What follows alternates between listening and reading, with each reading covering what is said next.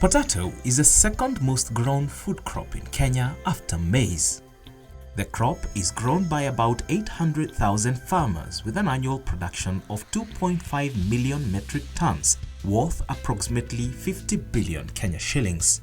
Potato is essential in attaining food security in Kenya, which is one of the pillars of the government's Big Four agenda. The potato industry provides employment to nearly 3 million people directly and indirectly through production, transportation, distribution, packaging, and processing. Potato cooks fast, making it popular with both urban and rural communities.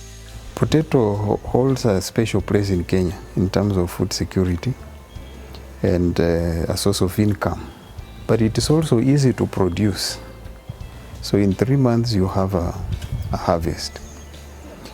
But also in terms of the productivity per unit area, potato packs more dry matter per unit area compared to cereals. Kwa chakula huwa viazi kama ni wakati wa kutayarisha ni kazi rahisi, na pia viazi zinaweza kutumika kwa njia mbalimbali. Kuna ile wanapika mukimo, unaweza kuchonga na kutengeneza chips, na pia hata ukiwa shambani labda umehisi njaa na kazi bado inaendelea, unaweza tu washa moto hapo kando na tunachoma na tunaendelea na kazi. Despite its popularity, potato growers who are mainly small-scale farmers face numerous challenges, which makes them unable to meet the growing demand. Key among these challenges is inadequate technology transfer mechanisms.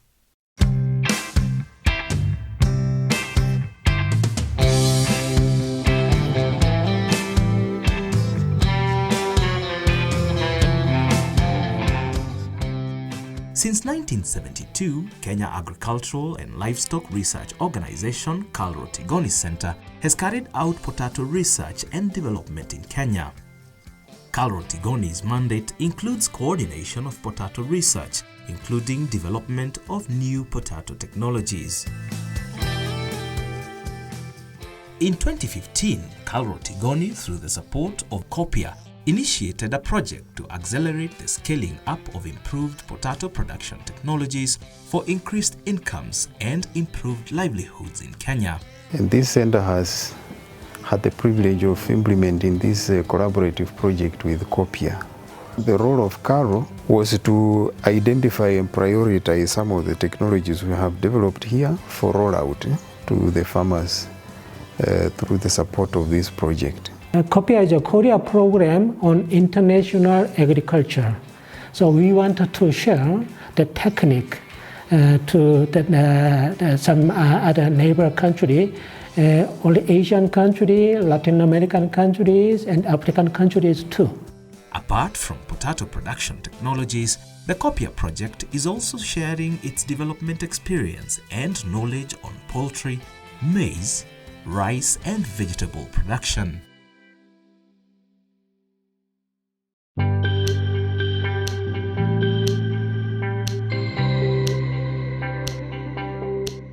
The goal of the Kalro-Tigoni Kopia Potato Project is to demonstrate effective practices of new potato production technologies by local farmers with an intention to increase their adaptive capacities, thereby increasing productivity and income levels.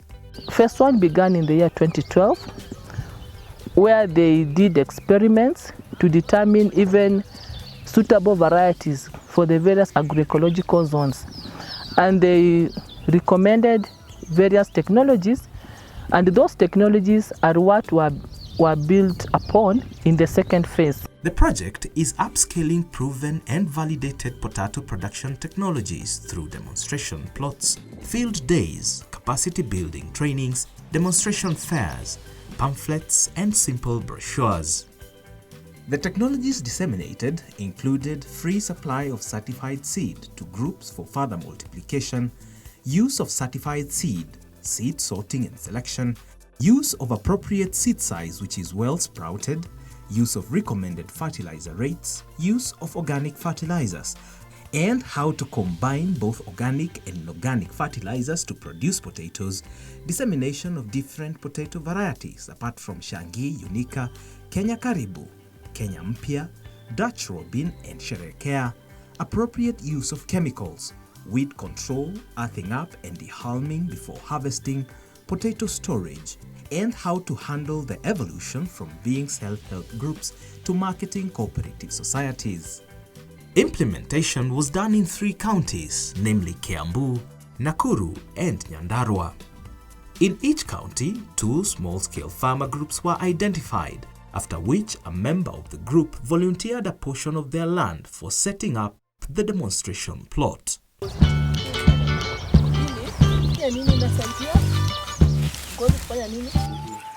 Farmers were supported with fertilizers, pesticides, cost of soil testing, and officers to train them. The trainings captured key advanced areas such as appropriate seed selection, fertilizer application, dehauling, crop protection, and proper storage mechanisms. The way we have interacted with Kopia, initially Kopia approached our office so that we could introduce them to farmers who were organized into groups so that they could train them on the many technologies that farmers could learn on potato production. Having had worked with these groups for several years, I knew the groups that were best placed to work with Kopia, the groups that had already embraced potato production and needed to be pushed into using some of the technologies. One of the groups targeted by the project in Nakuru County was Green Vision Self-Help Group in Molo Sub-County. Through their host farmer, Richard Mbaria, the group set up a demonstration plot on which they tested the potato technologies and farming techniques taught to them. By replicating the same techniques on their individual farms, the members experienced not only an increase in yields, but also improved livelihoods as a result of the profits gained from the sale of the produce.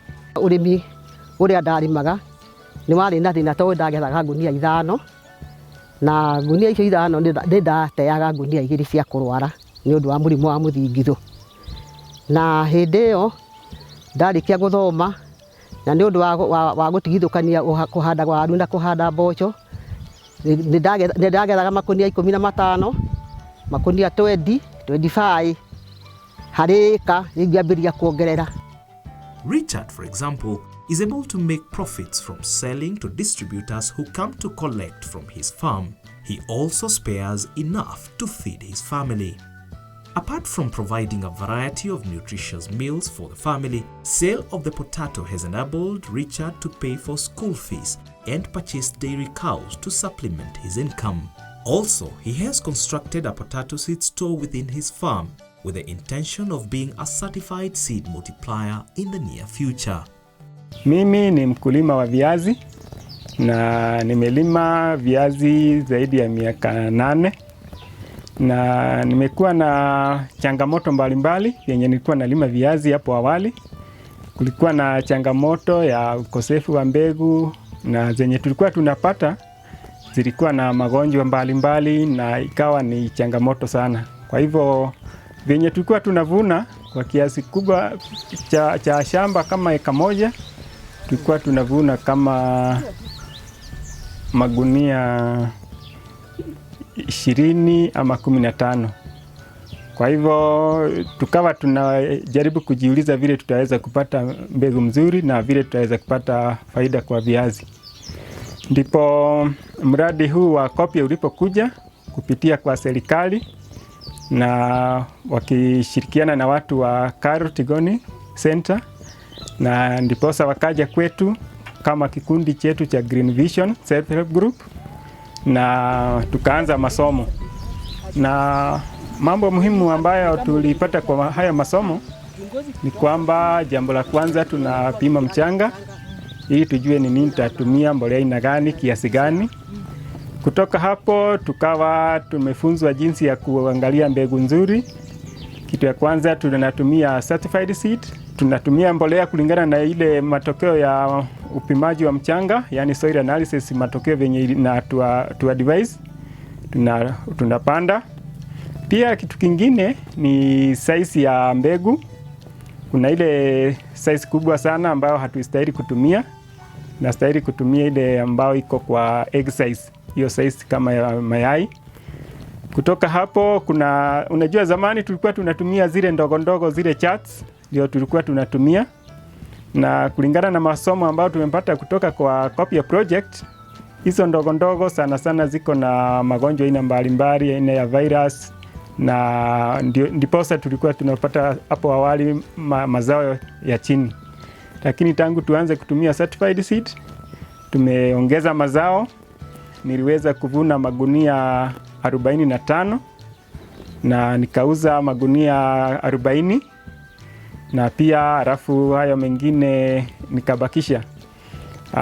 Niliuza kwa bei ambayo haikuwa mbaya sana, kama ya 3,000 kwa kila gunia.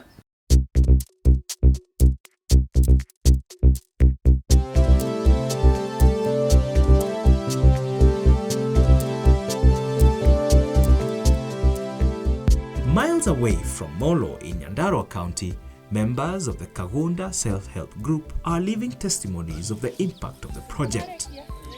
After their training, some of the members, led by Damaris Njeri, set out to form other farmer groups and share their knowledge and experiences. Mimi nimefunzwa na Kopia, nikawa TOT. Sasa na mimi nikawa tena mwalimu, nikafunza wengine, niko na vikundi 4. Kwanza tuliunda kikundi moja kinaitwa Mokeu. Kutoka kwa Mokeu tukaunda kikundi inaitwa Kiambororo, na hii za Sunrise. Sasa hapo tunatoka walimu wanaenda wanafundisha wengine, na mimi nikawa na hii yangu sasa ya Sunrise. Hawa hawajafunzwa, ni mimi nilikuja kuwaambia mambo ya kulima, kilimo, biashara, na wamekuwa watu wazuri sana. Ile grupu ya kwanza kabisa tulishikana na Kopia ilikuwa inaitwa Kagonda Self-Help Group. Ikaendelea ikiwa Kagonda, tukaibadilisha ikawa tena Kagonda CBO. Sasa tukienda kama CBO, ndio tukaunda hizi zingine kama Sunrise, tukafanya iwe cooperative. Inaitwa sasa Kagonda Marketing Cooperative Society. Tulianza hii masomo ya kufundishwa hali ya kulima viazi mwaka uliopita 2018, na mwalimu anajulikana kama Damaris Njeri Kagiri. Na wakati tulikuwa na shida ya hii viazi, tulikutana naye tukamuuliza, unaweza fundisha sisi hali ya ukulima wa viazi? Akasema yeye ako na ujuzi ya kulima viazi, na ndio tuliunda hii kikundi yetu kinajulikana kama Sunrise, tukiwa watu 20. Hii masomo imetutoa habari juu wakati ule tulikuwa tukieba viazi ambaye ime-expire. Hatukuwa tumejua kama kuna viazi inaitwa Dash Robin ama Unica, lakini saa hii tumeshaijua na tumeona mafuno yake imeleta mazao mazuri sana kwetu.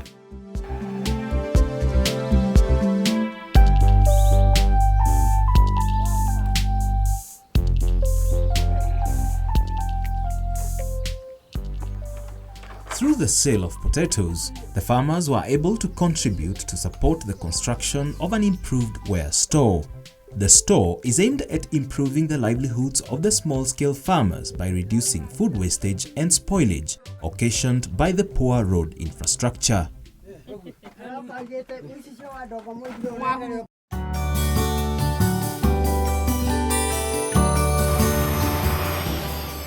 Through open days and peer-to-peer learning, the farmers reached by the project are able to share the trainings and experiences with the rest of the community. From this, technologies and lessons learned through the project are being replicated throughout entire communities. With more focus now placed on value addition, processing and mechanization, there is increased appeal to the government and donors to support the marketing of primary agricultural commodities aimed at increasing potato price and value. There's a lot of potential in potato production.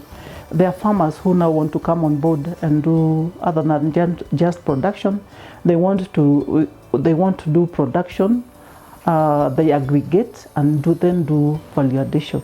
Normally, I heard from here that losses after harvesting is around 35 to 40%. When we decrease that losses, it will be helpful for the farmer's income too. So we'll be trying to find out a new project to decreasing that post-harvest losses.